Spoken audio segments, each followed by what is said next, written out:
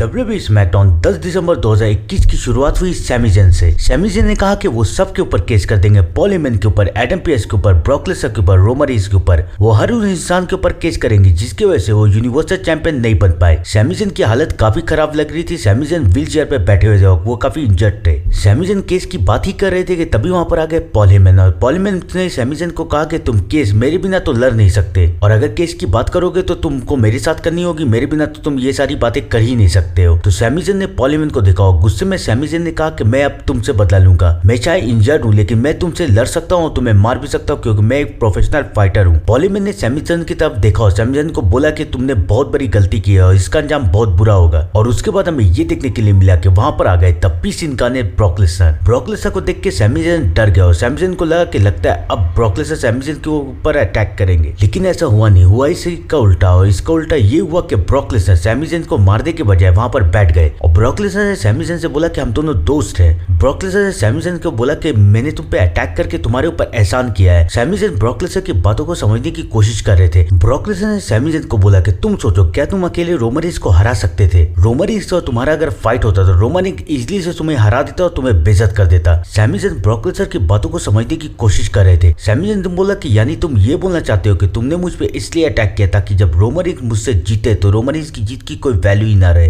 Brock Lesnar ने Sami Zayn को बोला कि तुमने बिल्कुल ठीक सोचा है, हम लोग दोनों दोस्त हैं और हम लोग दोनों हमेशा दोस्त ही रहेंगे। और उसके बाद ब्रॉक लेसनर ने सैमी ज़ेन को बोला कि चलो मेरे साथ चलो, हम लोग दोनों शिकार करते हैं और कुछ करते हैं मजे में। सैमी ज़ेन भी ब्रॉक लेसनर की बातों के लिए मान गया और सैमी ज़ेन भी ब्रॉक लेसनर को अपना दोस्त समझने लगे। ब्रॉक लेसनर सैमी ज़ेन को वहां से लेकर जाने ही लगते कि तभी पॉल हेमन बोलते हैं ब्रॉक लेसनर तुम ये सब क्या कर रहे हो? तो तुम अभी तक सैमी ज़ेन की हालत बुरी कर देते और सैमी ज़ेन को कहीं मुंह दिखाने लायक नहीं छोड़ते, तो तुम ये सब सैमी ज़ेन के साथ क्यों कर रहे हो? पॉल हेमन ब्रॉक लेसनर को बोलते हैं कि मत भूलो कि तुम कौन हो, तुम हो the beast incarnate Brock Lesnar और फ्यूचर यूनिवर्सल चैंपियन। ये सारी बातें बोल के पॉल हेमन हंसने लगते हैं और ब्रॉक लेसनर भी पॉल हेमन को देख के हंसने लगते हैं। ऐसा लगता है कि ब्रॉक लेसनर और पॉल हेमन कुछ जानते हैं जो कि WWE यूनिवर्स और रोमन रेंस नहीं जानते हैं। और उसके बाद ब्रॉक लेसनर अटैक करना शुरू कर देते हैं सैमी ज़ेन के ऊपर। बैक स्टेज में जब कायला ब्रॉक लेसनर से पूछती है कि ये सब क्या हो रहा है और ये सब क्यों हो रहा है, तो ब्रॉक लेसनर इसका जवाब देते हुए बोलते हैं कि मुझसे कुछ मत पूछो, जो पूछना है मेरे एडवोकेट पॉल हेमन से पूछो। और उसके बाद ये दिखाया जाता है कि कायला पॉल हेमन से पूछती है कि ये सब क्या हो रहा है, लेकिन पॉल हेमन किसी भी सवाल का जवाब देने से मना कर देते हैं। तब कायला पॉल हेमन को बोलती है कि रोमन रेंस को जब इन सारी बातों का पता चलेगा तो क्या होगा, तो पॉल हेमन वहां से चले जाते हैं। तो दोस्तों ये सारी बातों से ये तो क्लियर हो गया कि पॉल हेमन और ब्रॉक लेसनर एक साथ है और वो रोमन रेंस को धोखा देने वाले हैं। बैक स्टेज में हमें ये भी देखने के लिए मिला कि ब्रॉक लेसनर एडम पेस के पास जाते हैं और एडम पेस को धमकी भी देते हैं और एडम पेस को डराते भी है। ये सारी बातें देख के ये सब तो क्लियर हो गया है कि ब्रॉक लेसनर अब न्यू यूनिवर्सल चैंपियन बन सकते हैं और पॉल हेमन रोमन रेंस को डे 1 में धोखा दे सकते हैं, जिसका फायदा उठा के ब्रॉक लेसनर डे 1 में न्यू यूनिवर्सल चैंपियन बन सकते हैं। तो दोस्तों आपको क्या लगता है कि डे 1 में क्या होगा? ये सारी बातों का जवाब आप लोग कमेंट में जरूर बताइएगा और मैं मिलता हूँ आपको थोड़ी देर में WWE के नेक्स्ट अपडेट के साथ। Thank you and good bye.